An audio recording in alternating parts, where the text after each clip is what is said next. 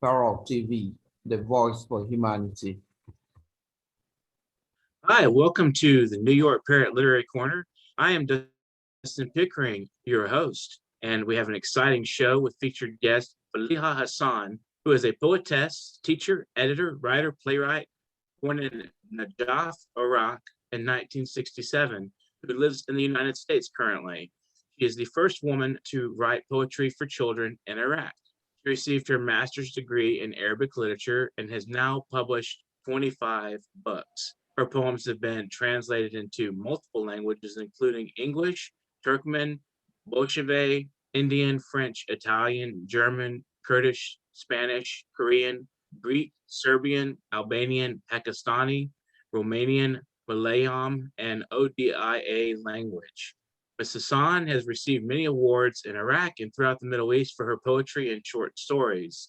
Faleeha Hassan has also had her poems and short stories published in a variety of American magazines, such as Philadelphia Poets 22, Harbinger Asylum, Brooklyn Rail, April in 2016, Screaming Mamas, The Gallery Review, Words Without Borders, TXPOBJX, Intertranslation, SJ Magazine, Non-Doc Without Borders, Word Gathering, Scarlet Leaf Review, Courier Post, and I'm Not a Silent Poet, Dallas Journal, Inner Child Press, Atlantic City Press, SJ Magazine, Intra Translation Magazine, The Guardian, Words Without Borders, Courier Post, Life and Legends, Word Gathering, Scarlet Leaf Review, Indiana Voice Journal, The Bees Are Dead, IWA, Poetry Soup, Adelaide Literary Magazine, Philly, The Fountain Magazine, Dryland Lit, The Blue Mountain Review, Autoliths, Dallas Poetry Journal of Poetry and Art, Dodging the Rain, Non-Doc Philly, American Poetry Review, The Fountain Magazine, Eugenia Wolf, Arcs, Tiferet and Ice Cream Poetry Anthology, Set You Magazine, OPA Anthology of Contemporary Literature, BACOPA Literary Review, Better Than Starbucks Magazine, Zoe Magazine, Tuck Magazine, Streetlight Press, Empty Mirror Magazine, Spider Mirror Journal, Turn a Page or Two, Within Darkness and Light, Ramingo Magazine, Pyro Connection Magazine, Anapest Journal, New Myths, Oprah Magazine, the Paragon Press, and multiple other magazines, including Ethos Journal and Where Words Matter, Spill Words Press. Let's see.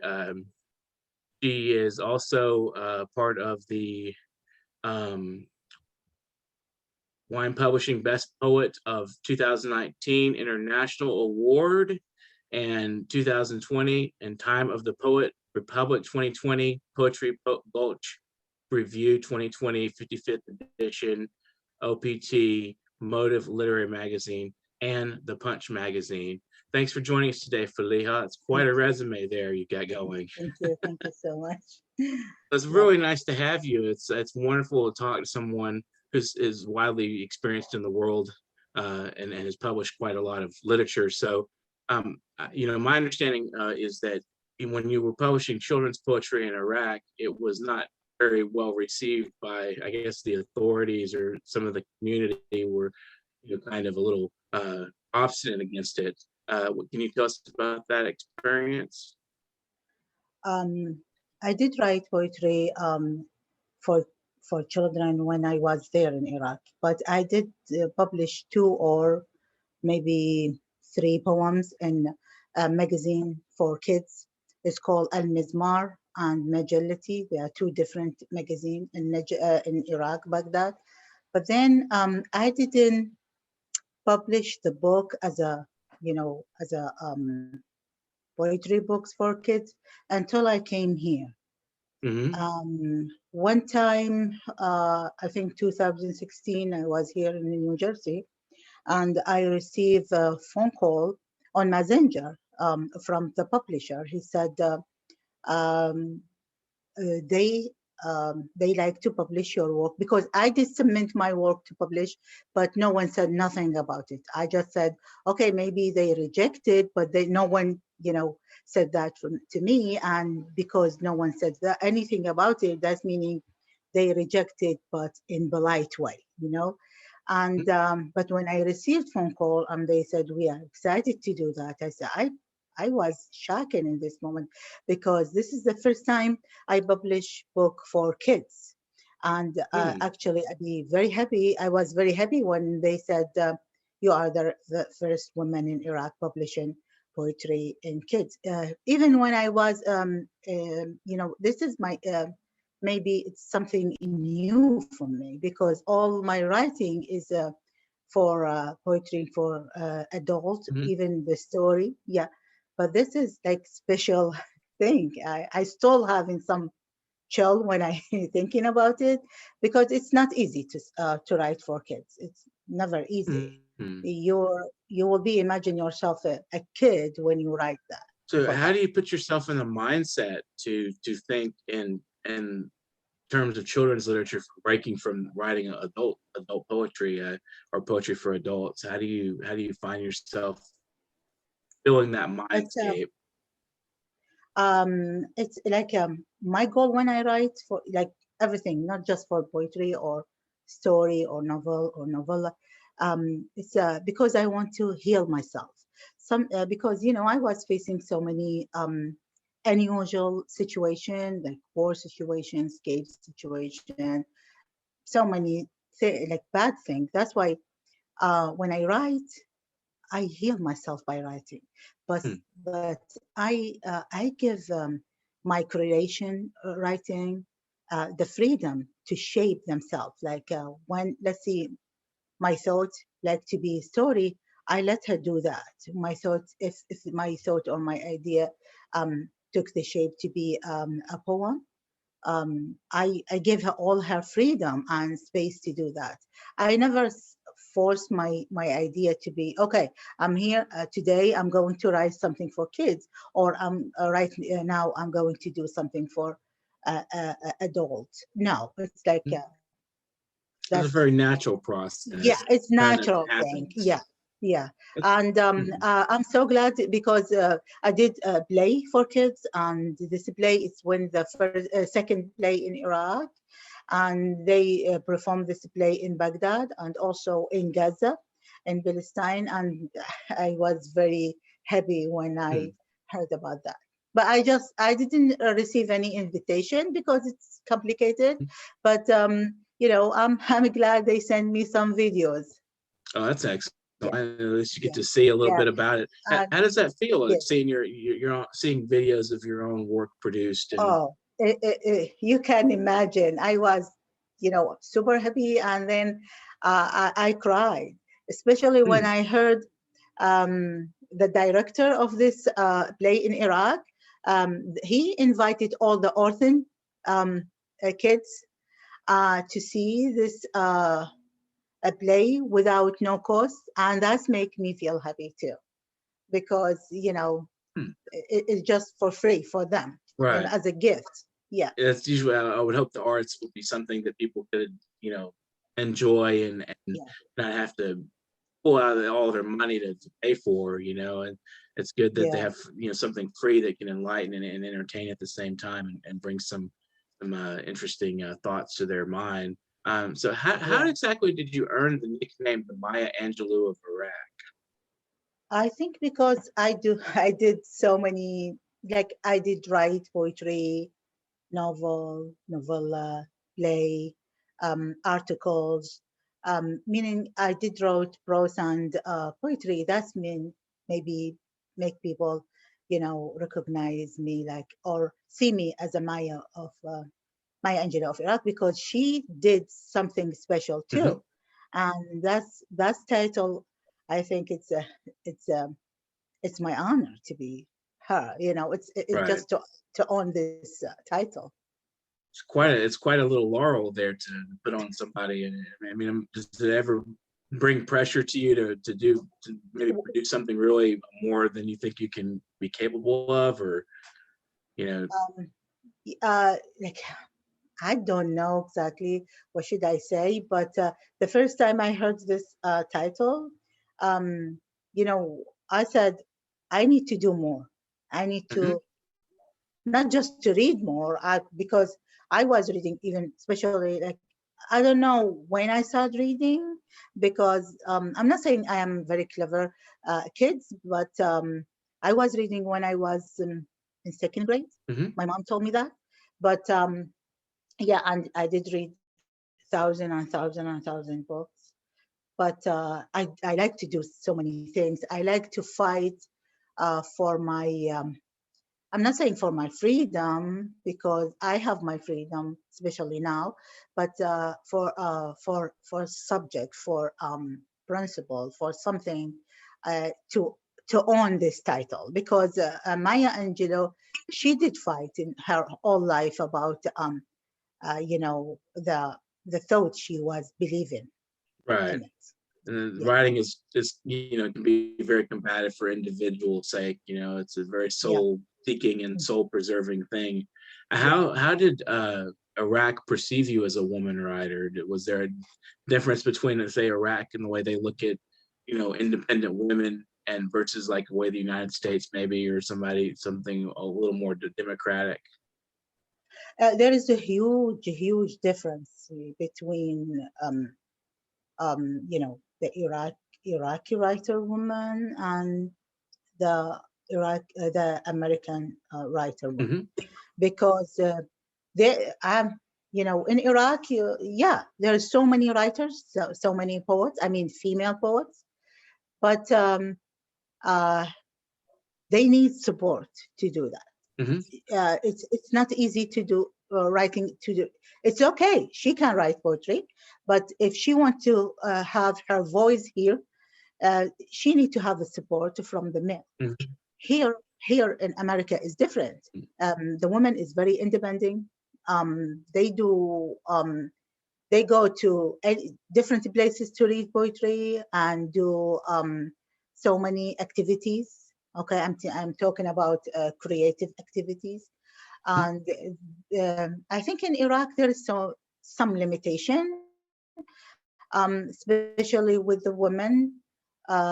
She can do or yeah, she can dream. It's easy for her to dream, easy to write her dream on the paper. But when she like to make her dream come true, she needs to fight for that. It's nothing. It's not gift can give to her, or there is no one can support her. She want like she will be fighting maybe all her lifetime to to to achieve this achievement.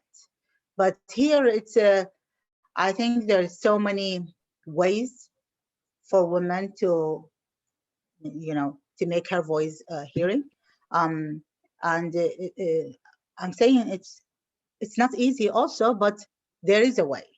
There is a way. Even here, I was with so many different poetry group here in America, and I I get shocked when I saw all these women in different ages, and they are coming, to read poetry, write poetry, and discuss them subjects. Because it's not easy, especially for women to welcome in her in those groups. Hmm. Yeah, I'm talking about my cultures, Right. especially especially in my city. I was the first woman in my city in Najaf to publish her book, Hmm. and because I am a girl, I remember when I published my book in 1991.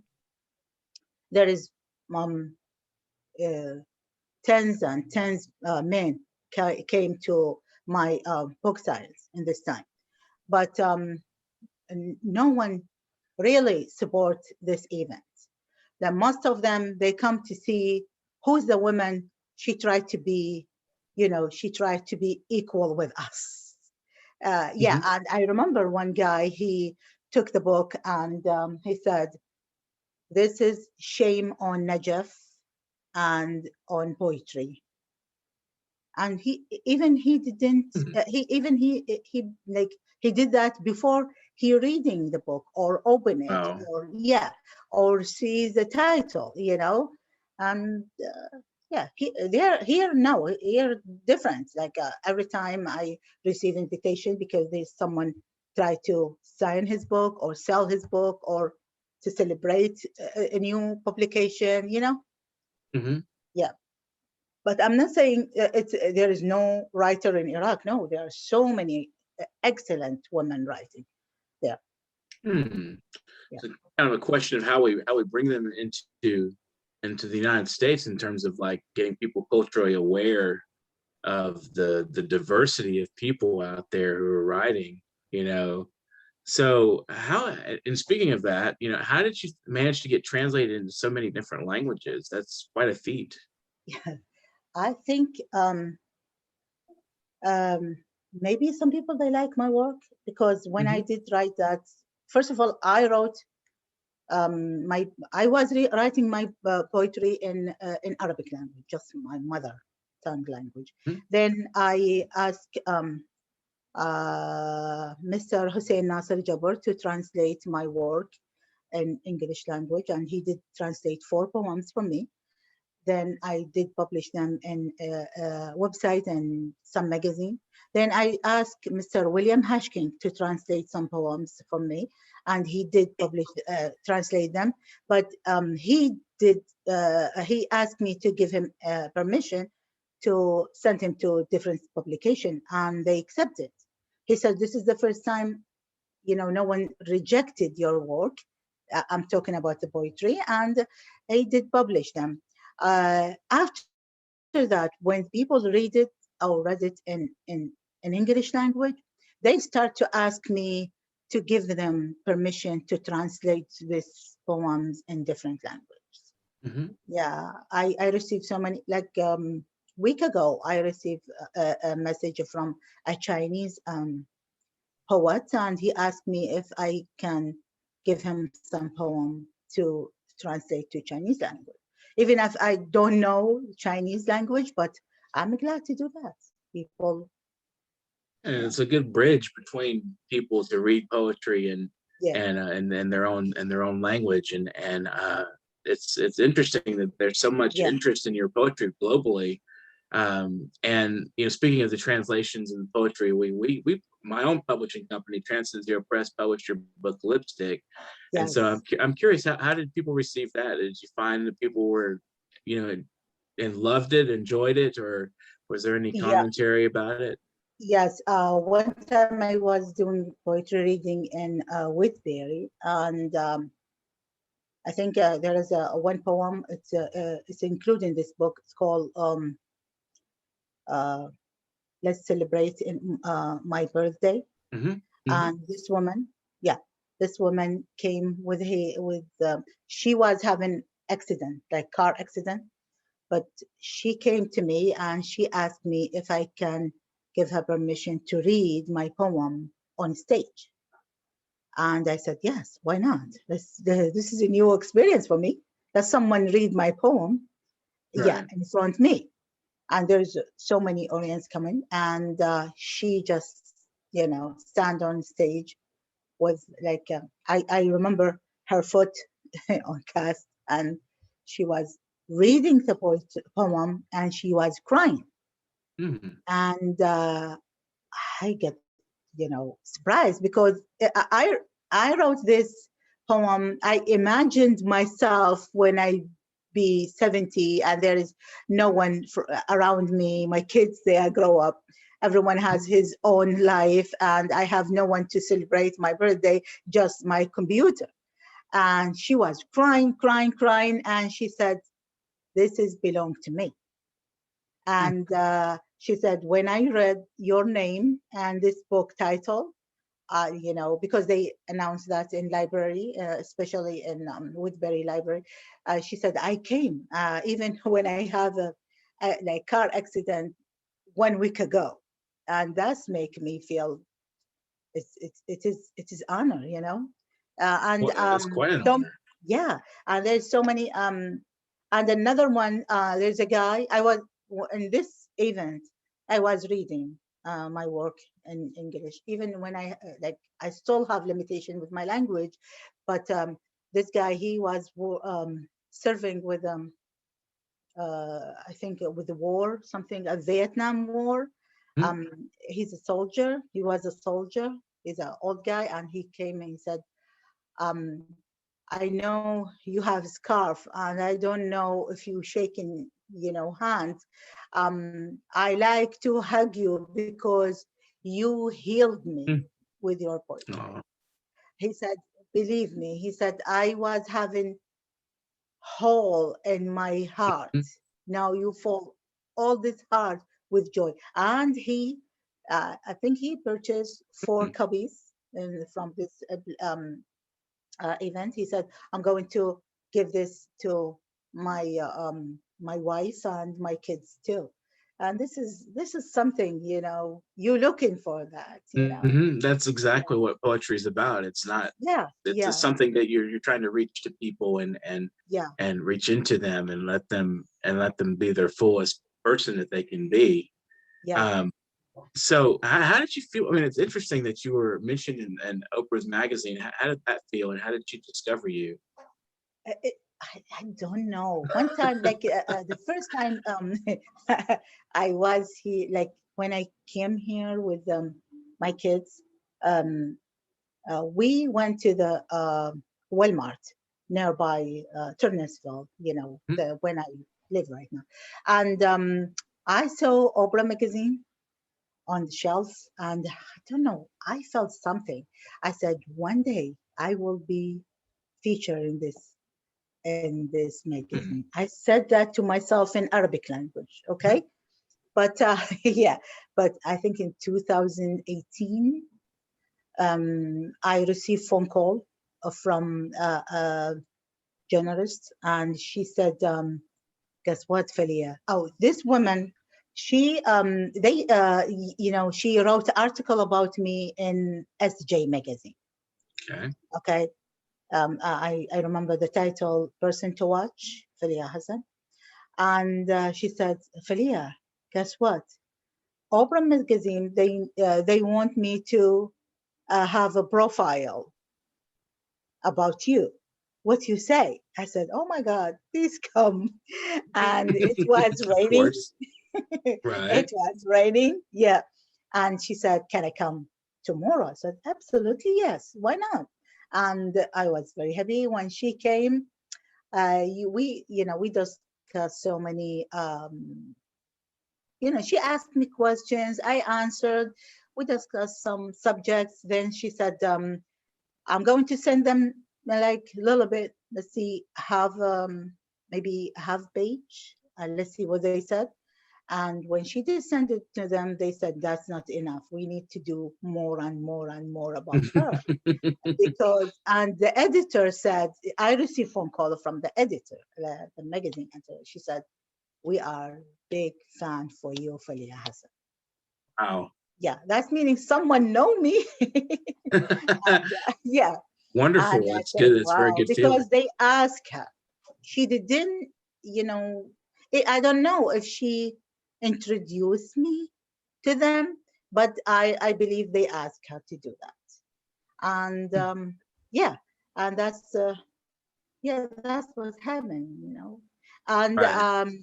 Little yeah, fate coming in. It's little storms that mhm, it plays with, going to come in and said, "Hey, you'll be on this magazine someday," and there you are. It happened. It just yeah, that's a very strange story. It's very interesting. yeah, Would you like to share a poem with of us? course. Thank you. I like my subject, my subject is very heavy. It's talking about war Uh-huh. situation, but yeah,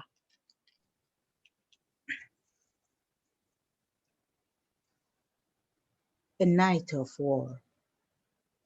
My mother forced us to go to sleep before sunset.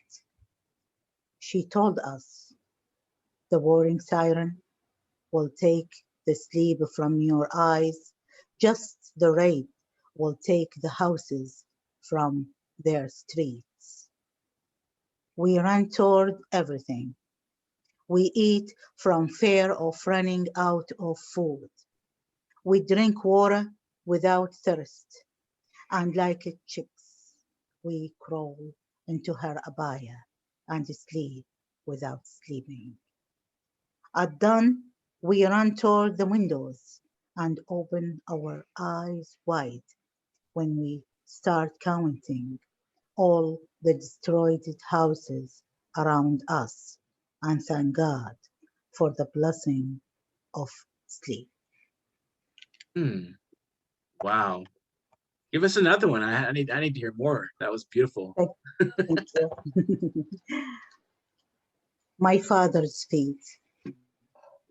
When I was a kid, I saw them running and running and running after the bus that took him to his job every morning and returned him to us late every day, carrying so much love in his heart and bags of food to our souls and our mouths starving forever. Running after the school books which we were covering with our prayers to protect us from the sticks of our principal and teachers. Running after my mother, whose days all finished in different hospitals. And when I grow up a little bit, I saw them still running and running, but in military boots, for days never ending, covered with the dust from Hormashahar and Dazafur. And when he stretched out his feet on the floor, we all ran to them with joy and like a big pillow filled with a dream, we slept on them. Nice to hear you read it. It's like you know the listening to the cadence of your voice and the emphasis that you use is really nice. It's very healing and touching. Thank you. Would you like to try a poem in Arabic as well? Oh yeah, I can. But you want me to write because right now my Arabic book is far away from me. Oh, that's okay. You I'll want me do a to? segue. Okay. You can grab it. I'm going to read one poem in English. Then maybe I will ask my daughter to bring something. Yeah. My dangerous memory. Oh wait. Whenever I dream of birds, the cages fly above my head, and I will need all my lifetime to know which cage belonged to my dream. And then whenever I try to remember my childhood, a bomb falls, falls from my memory and crashes into my reality. What a lovely sunny morning, I told the girl.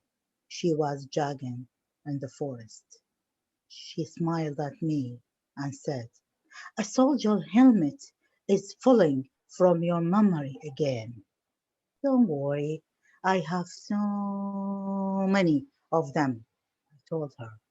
Everything will be good, I say to myself, and keep jogging from exile to exile.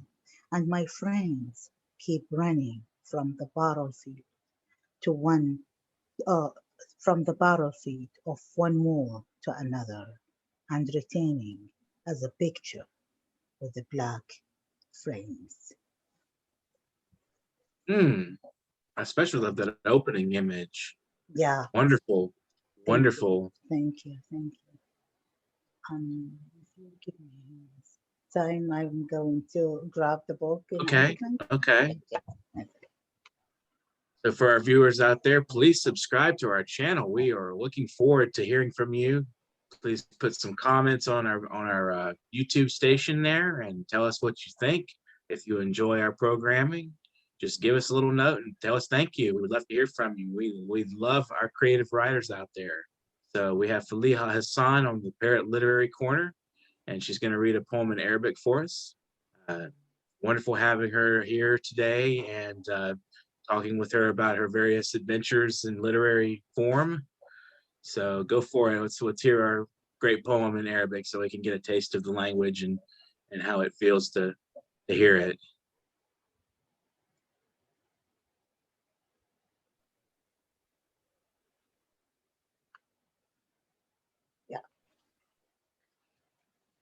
I'm going to read the book.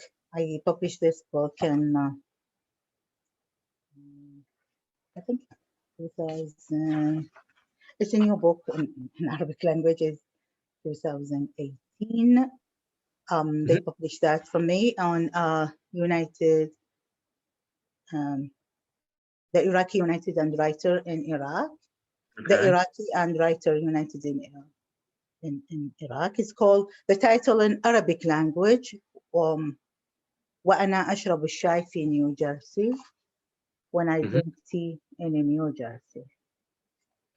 I'm going to read the title of the book. You did publish it to me, The Lipstick.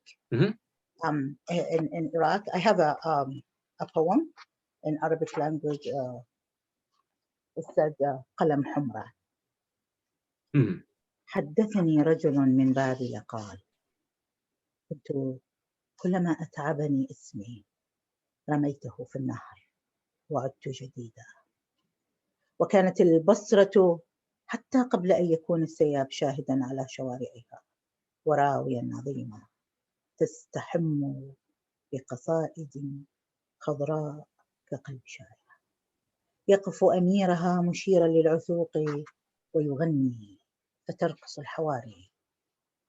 سمراوات كطين البساتين، ناعمات كطين البساتين، تفوح الحناء منهن كطين البساتين، وتحت كل نبض منهن قصيدة لا يحرفن مشيتهن إلى النهر. ولم تك 5 ميل قد وجدت لها في المدينة بقعة تتسع منها. ويؤكد وكنت أزورها في الليل كما زيارتي في النهار. الشمس والقمر متعانقان ليس بينهما جفوة فيتخاصمان. وماء حلو في الخليج، كل سفينة تأتي بحملها يتزود ملاحوها بقزمة تفاحة وشيء من عسل. النساء نظرات تدار أعناق الرجال كلما مر ظلهن تحت السعف، ولا يحتجن إلى زينة، يكفي أن تنظر إليهن فتتشبث بالحياة، غير أن حقائبهن مثمرة بالجمال. الرماة المشاة البحارة جامع الزمرد، وكل من سولت له نفسه بالنظر إليهن يتكسر عند أقدامهن صاغرة. رجال الدنيا يرمون قوانين أجدادهم من على ظهورهم ويتجهون لرسم العيون على بوابات الموانئ. تحت كل شباك فيها تخفو شاهدة لعاشق صلب حبا ومات مغنيا. قبل أن تسمع هدير القطارات يدرك روحك هدير الضحكات. ولا تثريب عليك أن تزودت ببعض الهمس. وحكى لي ذلك الرجل كلما يجري القلم ويحثه على البوح. هذا قبل أن تتشح المدينة بالسواد حتى أخمص نهريها ويمتزج نعيق الغربان ولون الدم فوق صباحاتنا، وتنام شوارعنا باكرا جدا كما الدجاج المكرك. خلعت النساء حسنهن، ديفت أرواحهن بالمرارة، وتيبست الشفاه فلم تجد في حقائبهن حتى لو بقايا لقلم حمر. Thank you. Thank you. It's just listening to the language, even though I can't really understand what the words mean in English, I can really feel that such an elegance to it and such a spiritedness to it. So thank you for giving us that sample of the Arabic language. What inspired that poem? Yeah, I was this poem I wrote about a city in Iraq. It's called Basra. It's a beautiful city. It's in South Iraq, and I remember my father, and in his lifetime he was, he told me so many unusual things about this city. It's beautiful. In my mind, this is like I don't know how can I explain that? It's something I can read about it. It's something, it's like in my imagination. Every time I read something, something grow up in my imagination. But then after the war. This city is lost um, her beauty, and all these women, they don't care about them beauty or them faces, or that's why it's this city is the lost her shape too, because the war and everything is it became like it's a different from what the people told you. And I get disappointed one time when they when I visit the city after the war, and I find out it's not the city they told me about it. It's but I still in my memory I have so many a good imagination about this city, and I hope one time I will see her as my father told me.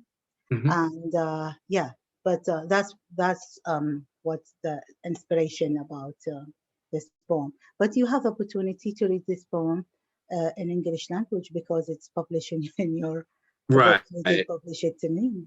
It's called Lipstick. Yeah, I remember the poem. It's I didn't know the backstory behind it. That's why I asked. I Yeah, thought it's a beautiful poem. That's quite a bit about life. I mean, just and war and yeah, the entire book, Lipstick. If anybody hasn't, is hearing this and hasn't read it or hasn't looked into that, should, because yeah. it displays. I mean, right there, there's all the grief and angst of war.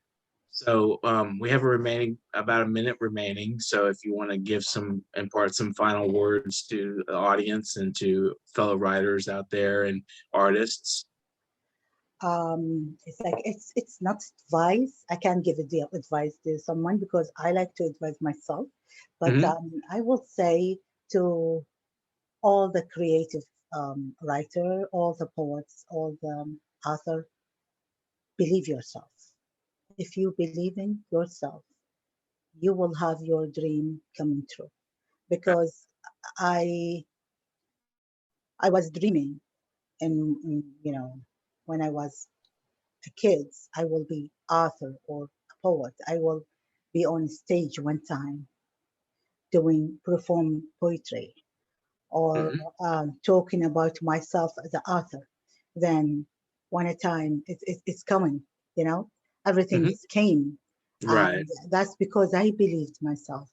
It took me long time, to achieve my goal, but it's coming if you believing. But yes, of course, so many time you will like, especially if you submit your work, there is so many people they don't like it. Sometimes you get rejected. Mhm. Sometimes you know because it's different different reason they will reject it, your work. Right. Sometimes because your background, sometimes because your name. Sometimes some people they don't read it. They just when they don't like the title. Okay, Well, but thank you if very you, much. We're gonna have to close the show now, but yeah, thank you for sharing your words and sharing your life with the audience and with the world. It's been very pleasant speaking with you. And thank you thanks so to much. our viewers. Thank you very much for viewing us. Subscribe to our channel. We're looking for 1 million subscribers. We will reach that goal, and we hope that you will join us. And please, if anybody out there has a little spare change, help us out a little bit with paypal.me/nyparrot. We are looking to